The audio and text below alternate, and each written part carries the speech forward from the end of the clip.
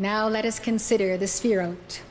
Remember, the Sefirot are the vessels. That may be a new name you haven't written down. Vessels, or chalices, that make up the tree of life. Kabbalists have used many synonyms for the Sefirot, including lights, names, stages, crowns, mirrors, sources, and the inner faces of God.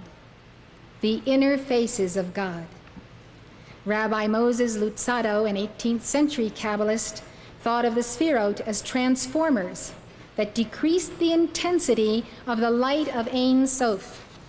He wrote, "The 10 Sefirot, emanations, act as veils." It's another name for Sefirot, veils. 10 stages, vessels, or degrees, which the Creator issued to serve as channels through which his bounty might be transmitted to man, restraining that bounty to the extent that the worlds shall not disappear because of the too great abundance of light, yet providing a sufficient amount of it to ensure their continued existence. He therefore made 10 vessels in order that the bounty in traversing them would become so densified that the lower creations could bear it. This is precisely the teaching of the Ascended Masters, which I have taught for 30 years without the knowledge of the Kabbalah. The Blessed Ascended Master El Morya, blessed be his name, showed me the 12 hierarchies of the sun and described them to me as step-down transformers. He said their function is to step down the intensity of the light of the great central sun for the lesser evolutions in the far-flung worlds, that they might drink of the cosmic communion cup without being consumed by the unmitigated light of the sun. Some Kabbalists conceived of the Sefirot as vessels or instruments through which Ein Sof acts. This is a fact. Other Kabbalists thought of the Sefirot as the essence of Ein Sof. This too is fact. According to David Ariel, they adopted this position in order to avoid suggesting that we pray to Sefirot that are different than God. Moses Cordovero thought the Sefirot were God's essence and God's instruments at the same time. You can see that many individuals, many mystics, have put a lot of attention on the Sefirot to define and refine their own conception and hence receptivity to these 10 focuses of God. The first Sefirah, remember this is the singular noun for Sefirot, is called Keter. It's spelled K-E-T-E-R, pronounced Keter. It means crown. As you can see on the slide, Keter is the highest Sefirah on the tree of life. Keter is co-eternal with and identical or nearly identical to Ein Sof. Like Ein Sof, Keter was conceived of as nothing, even as it was conceived of as will. Some Kabbalists said that Keter cannot be known because of its proximity to Ein Sof. According to a 13th century Kabbalistic text, supernal Keter is a world hidden unto itself. David Ariel writes, Keter is the more active representation of God's will. It cannot be known except during the rare moment when God chose to reveal himself as Eya, Asher, Eya. How many know what that means? Eya, Asher, Eya. Say it with me. Eya, Asher, Eya. Eya, Asher, Eya. Eya, Asher, Eya. It just makes you smile from ear to ear the more you say it. It means I am that I am. I am who I am. I am that I am. I am what I am. I am that I am. I am who I am. I am what I am. In the Zohar, the manifestation of the infinite will is Keter. And that will in Keter is called the Holy Ancient One. According to Rabbi Green, Keter is the catalyst of all being, but not yet a thing in itself. Kabbalistic history is filled with ongoing debate as to the nature of Keter and its relationship to Ein Sof. This debate, says Rabbi Green, is in some ways reminiscent of the arguments about the eternity of the second person in early Christianity. This seems to be the Zohar's position. Keter is eternally present within Ein Sof, but is not to be identified with it. You can figure that one out. There is a correlation between the tree of life and the chart of your divine self. As you see on the screen, Keter, the crown, correlates to the I Am presence. I have instructed our artists, according to Almoria's instruction, of the placement of the tree of life of the Kabbalah over the tree of life of the chart of the I Am presence. So I will explain to you the relationship of each of the 10 as we proceed. All emanation flows from Keter to the other Sefirot. There were various explanations for how that occurred. Most Kabbalists saw emanation as a process of overflow from Ein Sof, which by nature is effulgent. When the essence of Ein Sof overflowed and expanded outward, the chalices of the Sefirot were there to receive it. Can't you see all these wonderful chalices in a great fountain in Rome where the waters are coming down and they go into the first Sefirot and then the next levels and the next levels, and the fountains keep going? I'm sure you've all seen a fountain like that, and I think we all have the memory of having seen such fountains on Atlantis. And for me, that is their symbology, the transfer of the light of the I Am that I am. When the essence of Ein Sof overflowed and expanded outward, the chalices of the Sefirot were there to receive it. A 13th century Kabbalistic text said, Keter receives from the root, and now you know that the root is Ein Sof, without any interruption, in a subtle whisper. It emanates and pours forth from its reservoir upon the other crowns or Sefirot, which are always close to its emanation. The Zohar described emanation proceeding from a complex pattern of interaction between Ein Sof and Keter. You might say that Ein Sof is the sun behind the sun of your mighty I Am presence. David Ariel explains, Ein Sof emanates its essence upon Keter and activates it. Without Ein Sof, Keter, or the I Am presence, wouldn't be activated. Keter, in turn, turns back to Ein Sof to draw down further essence, thereby linking them together. So Ein Sof gives to Keter, then Keter reflects back to Ein Sof. So this is forming a linkage. Likewise, we form our linkage to God. God gives to us, we give back to Him. Now this is very interesting. Listen closely. As Keter turns back to reflect its light toward Ein Sof, its source, it strikes a barrier, a curtain. Why? Because Keter is of a lower vibration than Ein Sof. So it cannot cross that barrier like the veil that hung between the Holy of Holies of the high priest and the outer court. So Keter cannot get back inside of Ein Sof. It strikes a barrier, a curtain, that stands between it now and Ein Sof. The barrier then reflects the light of Keter back to it. Did you get that? And creates the second Sefirah.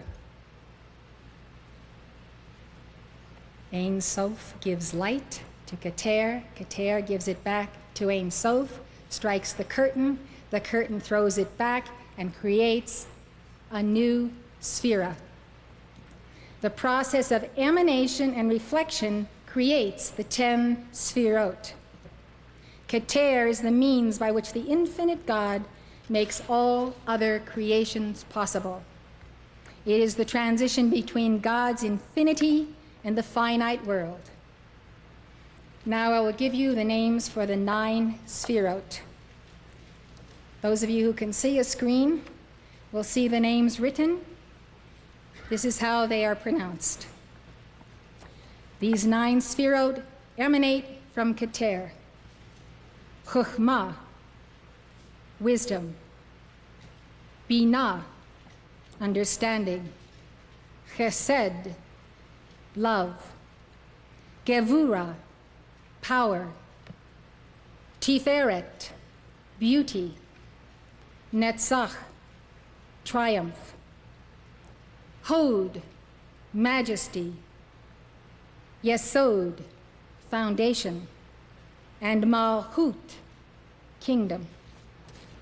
Malchut is also known as Shekinah, Shekinah, or the presence of God. Chokhmah, Chokhmah, wisdom, is the second Sefirah.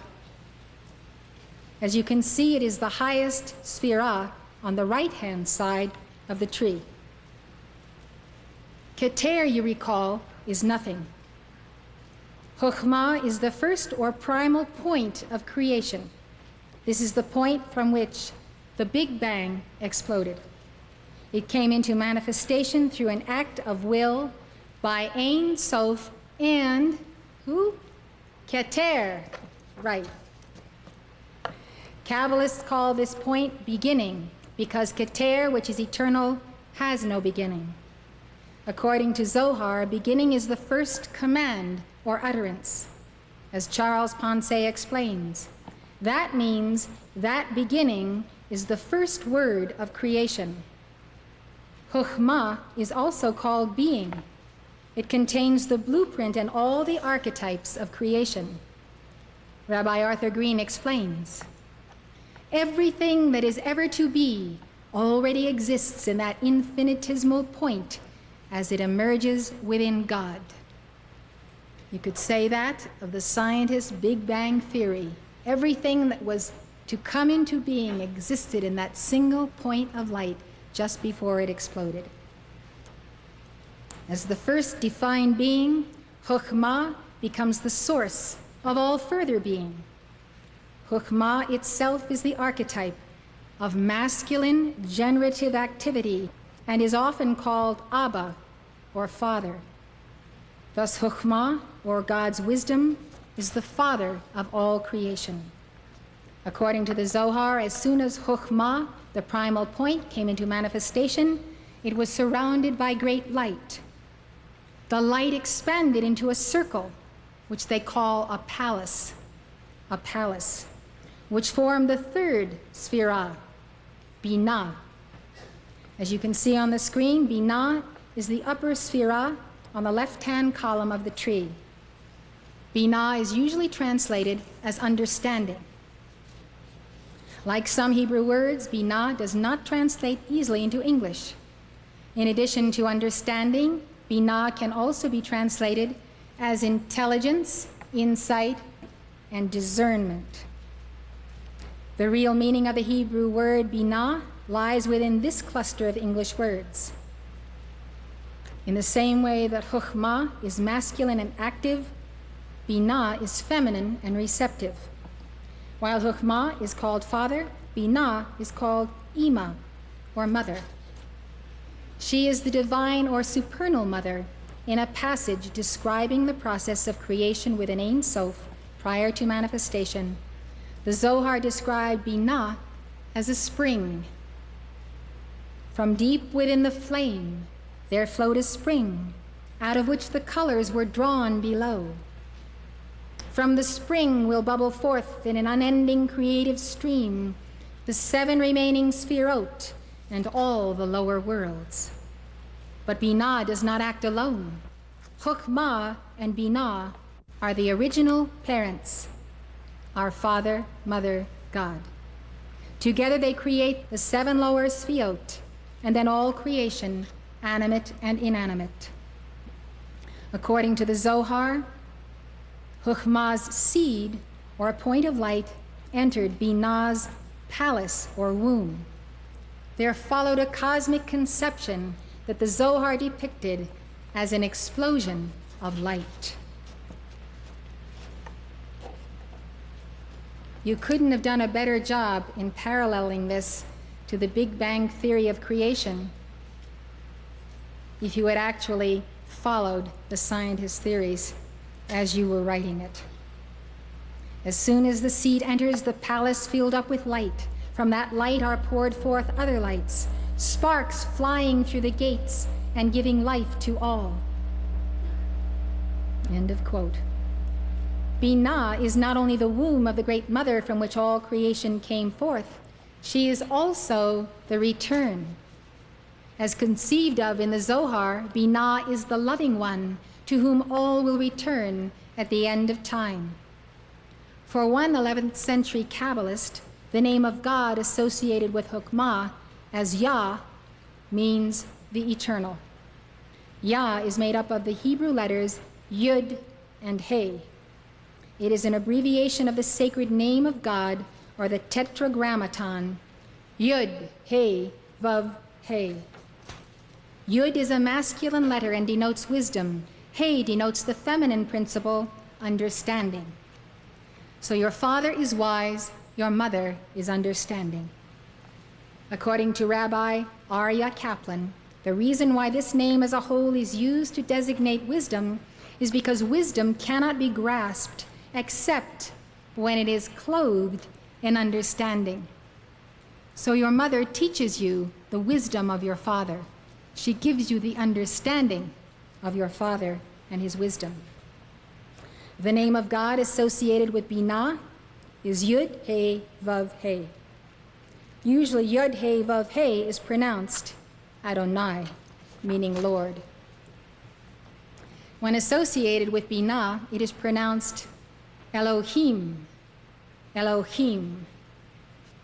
According to Rabbi Green, the earliest Kabbalists were fascinated with questions of the divine name, and mystic lore assigned each of the biblical names or terms for God to one of the Sefirot. This allowed for a rather easy key to Kabbalistic exegesis. So the Kabbalists would speak on the subjects of God contained in the scriptures based on their understanding of these 10 terms. Thereby the name of God employed in a verse would tell the reader which Sefirah was its secret subject.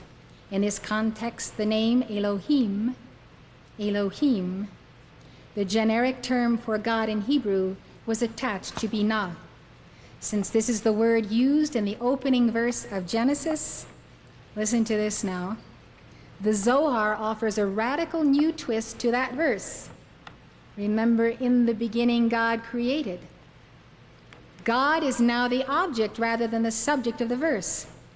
Genesis 1:1 is here taken to mean, through Chokhmah, he or it, a hidden subject, created God.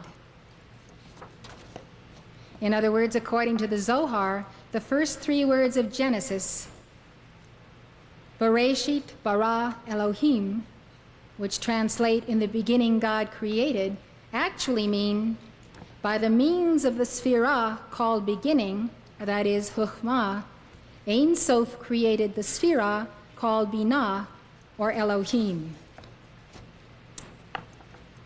Some Kabbalists simply take the first 3 words of Genesis to mean, in the beginning, Ein Sof created Elohim. Of course, we call that Elohim. It is an astounding, realization in the Lord God of gods. The Lord God of gods, as Joshua called him in Joshua 22:22. That's a very interesting number combination. Most of you know the Hebrew alphabet has 22 letters. And this is Joshua's exclamation in the book of Joshua, chapter 22, verse 22. He got the conception of God as the Lord God of gods, the Lord God of gods. In other words, in these Sefirot, we see that God becomes God, becomes God, becomes God by a different name and vibration. Kabbalists conceived of many possible groupings of the Sefirot within the tree of life. One of the most important was the division of the Sefirot into 3 columns. The right-hand column of the tree is made up of Chokhmah, Chesed, and Netzach. The Sefirot in this column have a masculine or positive polarity. The left-hand column is made up of Binah, Gevurah, and Hod. The Sefirot in this column have a female or negative polarity. The central column is made up of Keter. Keter at the top, Tiferet at the center, Yesod, and Malchut. For reasons that will soon be apparent, the column on the right is called the pillar of mercy. The column on the left is the pillar of judgment, and the center column is the pillar of compassion. According to some Kabbalists, mercy, justice, and compassion were the pillars by which God governed the world. Moses Luzzatto wrote, "There is not a light emitted by the emanator which is not inclusive of mercy, judgment, and compassion. These lights issue neither separately nor individually. Instead, they emerge from the 3 pillars already intermingled." It is this fusion of the principles of judgment, mercy, and compassion that supervises the governing of the world. Kabbalists also recognize that the Sefirot form 3 triads, each of which has a unique mode of expression. The first triad is made up of Keter, Chokhmah, and Binah. According to David Ariel, this triad represents 1, God's pure mind, 2, his act of thinking, and 3, the object of his thought, which is his own infinity. Keter, the pure mind, Chokhmah, his act of thinking, and Binah, the object of his thought, his own infinity. It is the most important of the 3 triads. As Charles Ponce explains, it symbolizes the dynamic function of a thought process anterior to the world, and is therefore an archetypal model. It represents, in other words, the thought process of God. God has a thought process, and he's thinking through you now. And his process is the manifestation of the pure mind, the act of thinking, and the object of the act of thinking. This first triad of Keter, Chokhmah, and Binah is related to the I Am presence. I am that I am, and Father, Mother. The first triad gives birth to the second triad of Ein Sof's ethical perfection and moral power. Now you see on the screen this triad formed by Chesed, Gevurah, and Tiferet. Chesed is the 4th Sefirah. Chesed, like Binah, does not easily translate into English. It is usually translated as love or mercy, but it can also be translated as grace or loving kindness. The 4th Sefirah is sometimes called Gedulah, or greatness, instead of Chesed. Chesed is located in the center of the pillar that bears its name, the pillar of mercy. The 5th Sefirah is Gevurah. Gevurah means strength, severity or power. This Sefirah is frequently called Din, spelled D-I-N, meaning judgment or justice. Although some Kabbalists use the title Gevurah and others Din, the fifth Sefirah combines the attributes of both. Gevurah is also located in the center of the pillar that bears its name, the pillar of judgment. Chesed and Gevurah function as a complementary pair. They represent the extremes of mercy and love on the one hand, and severity and judgment on the other. They balance and hold each other in check. Daniel Matt of the Center for Judaic Studies at the Graduate Theological Union says, Chesed and Gevurah are two sides of the divine personality, free-flowing love and strict judgment, grace and limitation. Ideally, a balance is achieved, symbolized by the central Sefirah, Tiferet. However, if judgment is not softened by love, Din lashes out and threatens to destroy life. Chesed's tendency is to emanate and expand Ein Sof's essence without limit. Gevurah presents the opposite force, the power to limit God's goodness by limiting Chesed's expansion. According to Charles Ponce, Gevurah, the power of God, is the Sefirah of justice and control, capable of meting out punishment. Its nature is feminine, and it limits the abundance of mercy. Judgment tempers mercy, and mercy tempers judgment. By the same token, the severities of power are tempered by mercy, so the two exist in a state of equilibrium, of harmony. This Sefirah is representative of the contraction of the divine will, because mercy is a life-giving power, ever productive in its activity. It would have been unwise to have let it express itself without setting some limit. It was for the reason that Gevurah, judgment and power or justice, holds things in check, that Gevurah had to be created. Yet without the compassion and creativity of mercy, justice in its role of the stern judge would cause things to contract to the point of non-existence. The fourth Sefirah's danger is to be found in its tendency to overexpand, the fifth in contraction. The two together create a middle point. The marriage of Chesed and Gevurah gives birth to beauty, which is expressive of all that is harmoniously balanced. They give birth to Tiferet. I would like to point out to you that Gevurah is on the feminine side. Justice and judgment are the feminine. Mercy is the masculine. Often then, it is our mothers who deal out the spankings and the punishments and the judgments, and our fathers who indulge us. Mothers are always wishing that fathers would do the job, but they seem to wind up doing it since they're home all the time with the children. So mothers, accept your role as Gevurah and do not be too constrictive with your children, lest you destroy them by your judgments. Fathers, do not be too merciful, lest you spoil them altogether and they find no balance and no entering into this figure of the Son of God, Tiferet. Tiferet. Tiferet is beauty or adornment. This is what we think of when we think of the Son of God, the great beauty. Beauty meaning more than physical appearance. It's just the beautiful manifestation of the most wondrous God in his Son. Tiferet is located in the center of the pillar of compassion.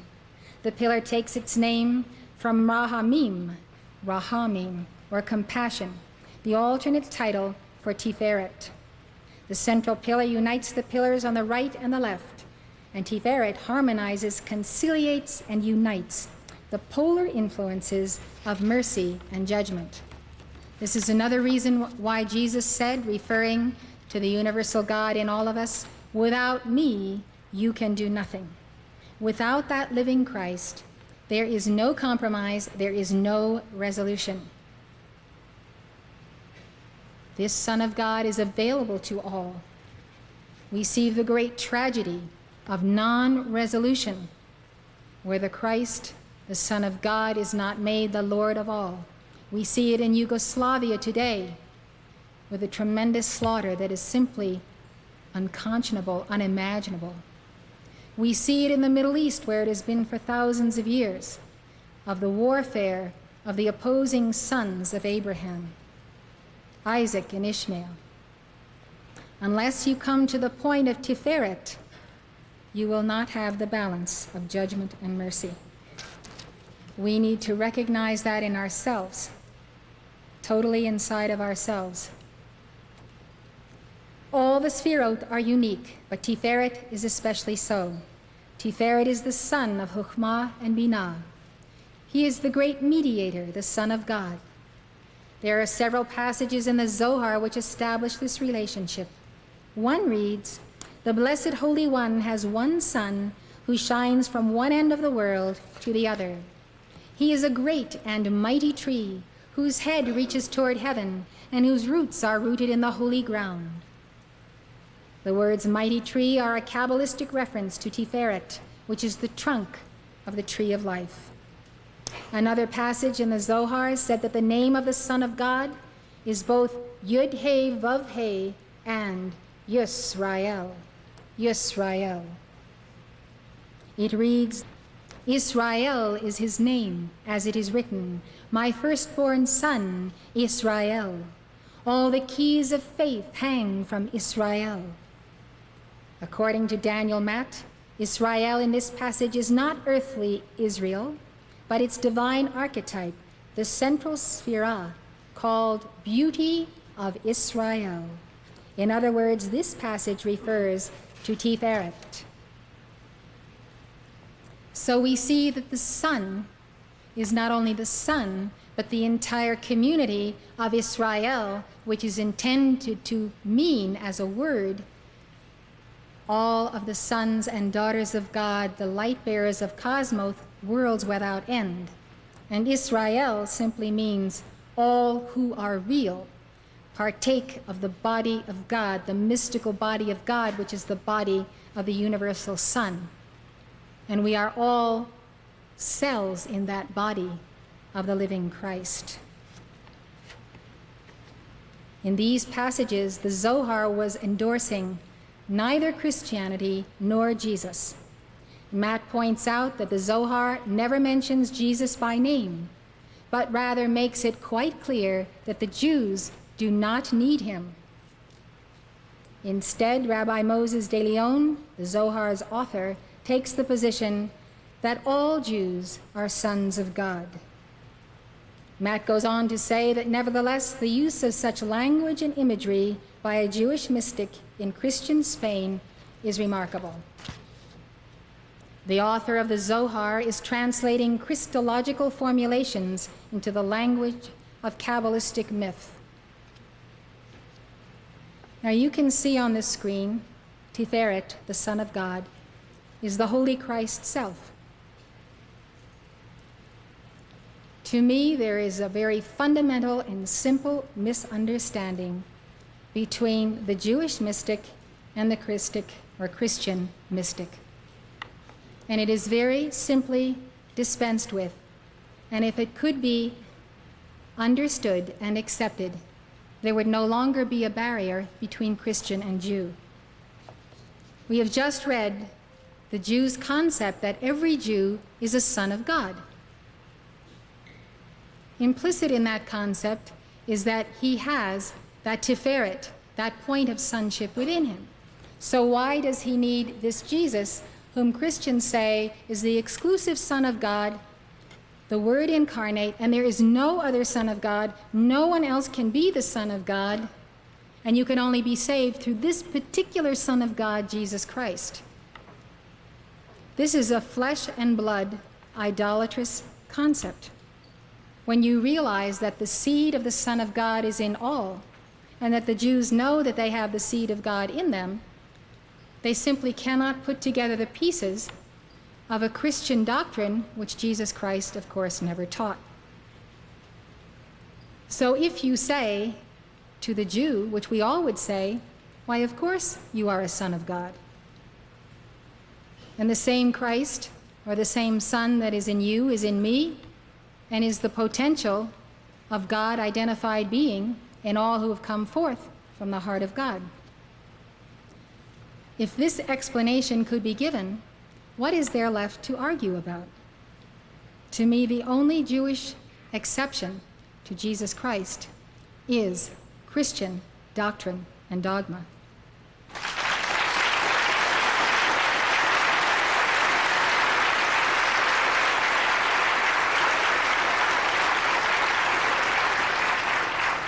I also think that the next stumbling block for Jews regarding Christianity is what Christian doctrine and dogma and those who are not of the light but fallen angels who became part of the church put upon the people. And therefore Christians have persecuted Jews for 2,000 years. To me, that's almost a greater stumbling block than the doctrine and dogma itself. And so the Jew can rightly say, look at what Christianity has done to us. Of course, that's quite a generalization, but you know the history of this 2,000 years.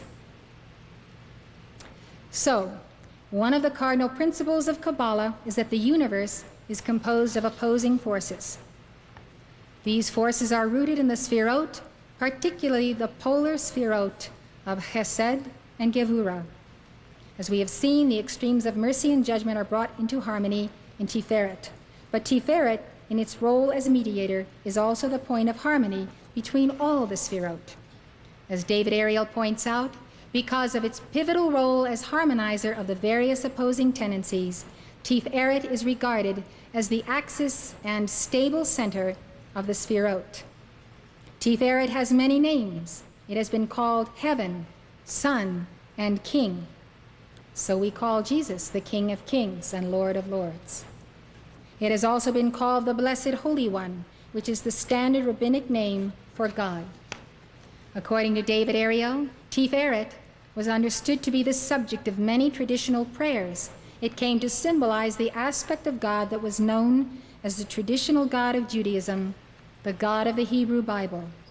The name of God Kabbalists associated with Tiferet was Yud-He Vav-He. Rabbi Joseph Jekatilia, author of Gates of Light, an important 13th century text, said, "The great, glorious, fearsome name, Yud-He Vav-He, is a name that included all the other divine names that are mentioned in the Torah. Thus, when you call to your mighty I Am presence, you are accessing through that I Am that I Am, through the many light rays that converge in the center, all of the names of God in the Torah." In Gates of Light, Rabbi Jekatilia noted that light emanated from Keter, the crown, and flowed to Tiferet, the sun, to Malchut, or Shekinah, the feminine aspect of God, straight down the center. Referring to the names of God associated with these Sefirot, Rabbi Jekatilia said, it is from the name Eya, or I Am, the name associated with Keter, that all kinds of sustenance emanates, coming from the source, which is the infinite Ein Sof.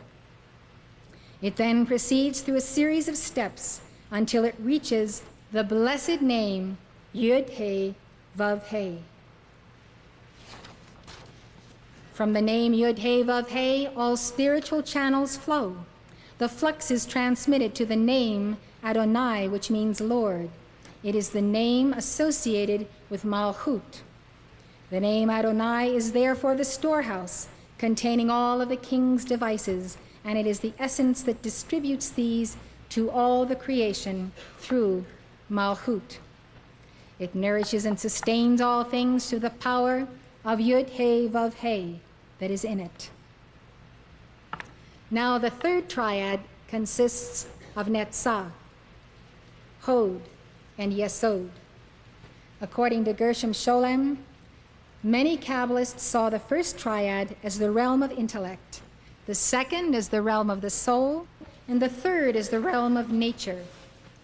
David Ariel says that the third triad represents the agents of God's governance and providential guidance of the world. In other words, entering into our lower selves, the lower figure in the chart. That's the third triad. Charles Ponce says that it represents the material universe in its multiplicity of forms. Kabbalists wrote a great deal about Ein Sof, the unknowable God, and about a number of the Sefirot, including Keter, Chokhmah, and Binah. But they wrote very little about Netzah and Hod. Netzah means triumph or victory. You'd think they could write all day about triumph and victory, wouldn't you? It's the lowest Sefirah on the pillar of mercy. Netzah is sometimes translated as endurance. Jesus said, "He that endures to the end shall receive the crown of everlasting life." Endurance is a very important point, and there you see it as Netzah on the right side. Hod means majesty or splendor. It is the lowest Sefirah on the pillar of judgment. Kabbalists thought of these two Sefirot as lower manifestations of Chesed, mercy, and Gevurah, judgment. They describe them as the instruments through which God governs the world. Netzah and Hod were also thought of as the source of prophecy.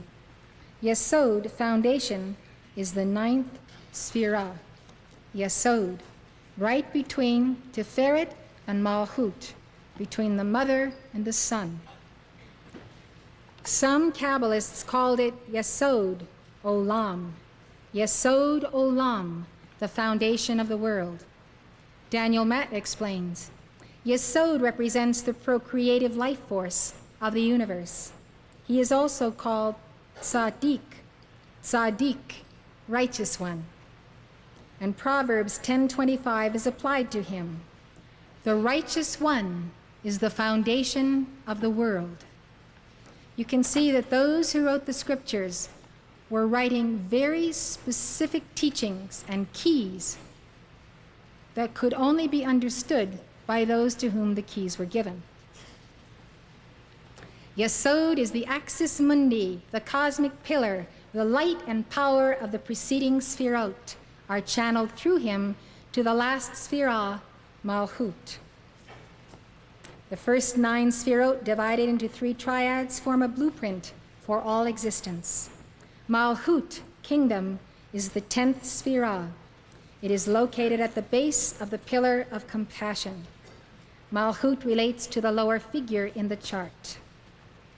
If Malchut, or shall we say God as Malchut, had not descended to that level, to the very base of the spine as the mother chakra, we could not have taken incarnation and have the potential for God realization.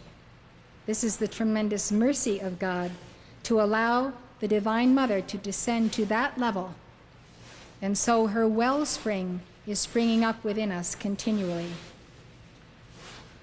According to Gershom Scholem, the term kingdom refers to God's dominion or power in the world.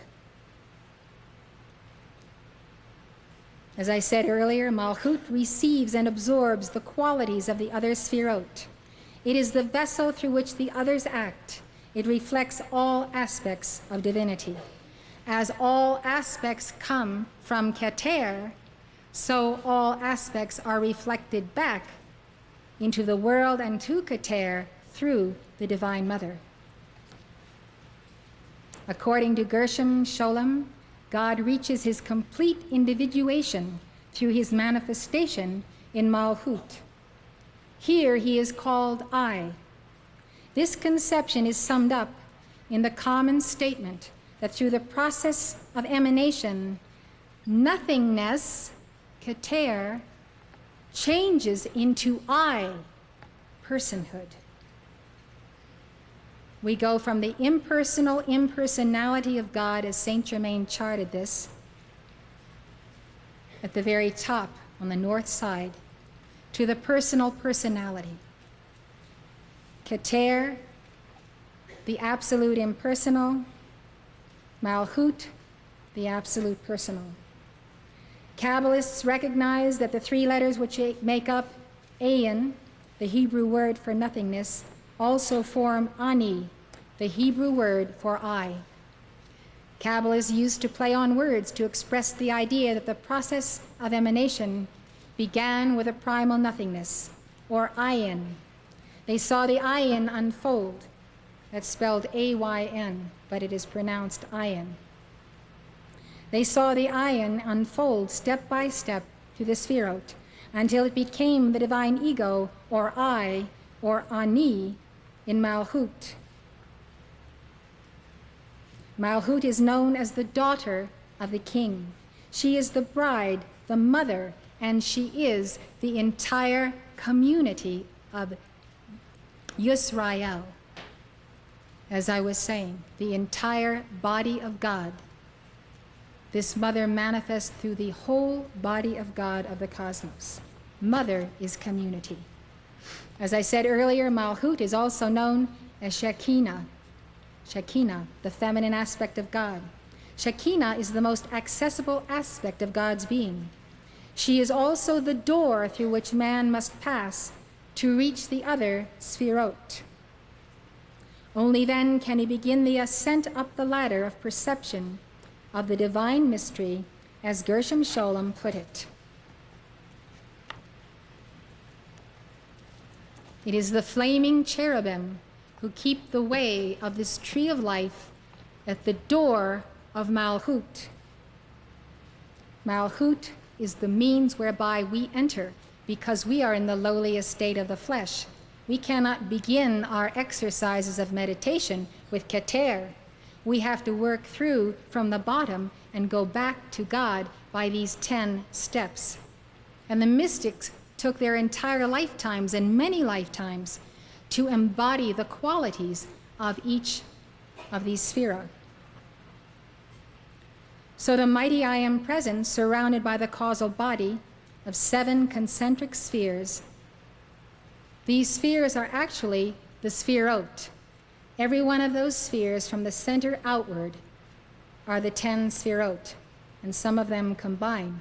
So we have Keter in the center, then we have the Father, Mother in the next ring, and so on. Keter is the center of the causal body, moving out from the center. Chokhmah, wisdom, and Binah, understanding, together form the yellow sphere.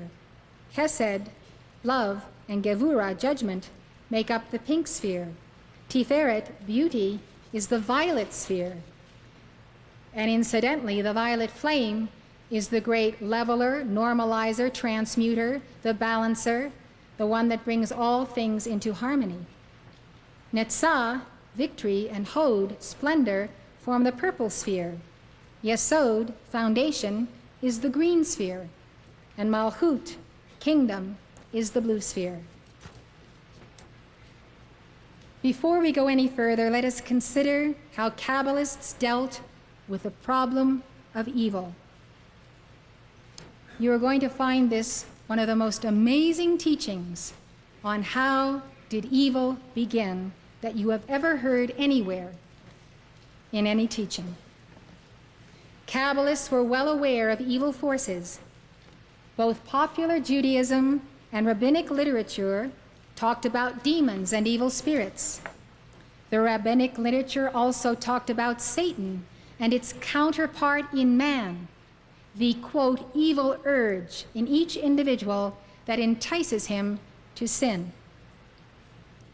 Kabbalists wrote at length about fallen angels, demons, and forces of evil that collectively formed the, quote, other side. Yet one of the cardinal principles of Kabbalah is that everything ultimately has roots in Ein Sof. How then did Kabbalists account for the presence of evil in the universe? Listen well. There were different, often conflicting explanations. One of the most common was that evil emerged out of Gevurah, or Din. More precisely, many Kabbalists saw judgment untempered by mercy as the root of evil. Judgment. How El Morya insists that we refrain from criticism, condemnation, and judgment.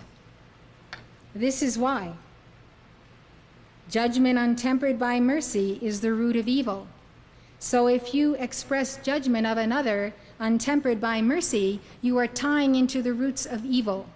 You are establishing ties to roots that are difficult to uproot. According to Rabbi Green, the Zohar explained the origin of evil by means of a myth. The dominant form this myth takes has to do with a necessary tension that exists as the fourth and fifth Sefirot, Chesed and Din, that is Gevura, emerge from Binah. Din, the force of divine rigor or judgment, resents being tied to Hesed, the unmitigated flow of love. In the very moment of its emanation, it broke forth from the Sephirotic system, saying in the words of the Zohar, "I shall rule." This is the statement of Gevura, who is also called Din, judgment. So you could say this is the original act of rebellion, when judgment says, "I want to be judgment and mete out judgment," without being forced to qualify that judgment with mercy. The measuring rod of the Sefirot used the power of Ein Sof to quickly force Din back into line, but in that moment of escape, some portion of its power was released that could not be retrieved. That portion of Din, now turned against God, began its own Sefirot emanation in mocking imitation of the divine world. The Zohar sees evil as originating in justice itself, when that justice is not tempered with compassionate, loving kindness. What did Jesus say? He said, "The Son of God came not into the world to condemn the world, but that the world through him might have eternal life." Thus, in Jesus Christ, the full manifestation of the tree of life, we see the force of compassion that has come to defeat the fanaticism, the anger, the hate and hate creation, and the judgment of the fallen angels who embody that gone astray Gevura, that fallen Din. The force of Din within God has a legitimate role, punishing the wicked and setting out to limit the indiscriminate love flow of Chesed, which itself can be destructive if not held in proper balance. But once Din has escaped the demands of love, it is no longer to be trusted. Do not trust that man or woman or child who does not have that love, that all-compassionate love that can consume and bind judgment and yet hold the stern rod of discipline for the flowering of the soul. Judgment in our society is a fanaticism. It is racism. It is bigotry. It is misuse of the spoken word in the press. We see it everywhere, where people have power that they ought to use as divine justice, and yet they misqualify it as a grievous judgment that is condemnatory. There is an aspect of the compassionate Christ, which we call discrimination and discernment. Discrimination is knowing light from darkness, good from evil, discerning the spirits, knowing what is acting in a person. That comes from Tiferet, the all-knowing mind of God in the Son. Judgment, when it is perverted, comes from beneath and comes from that original rebellion.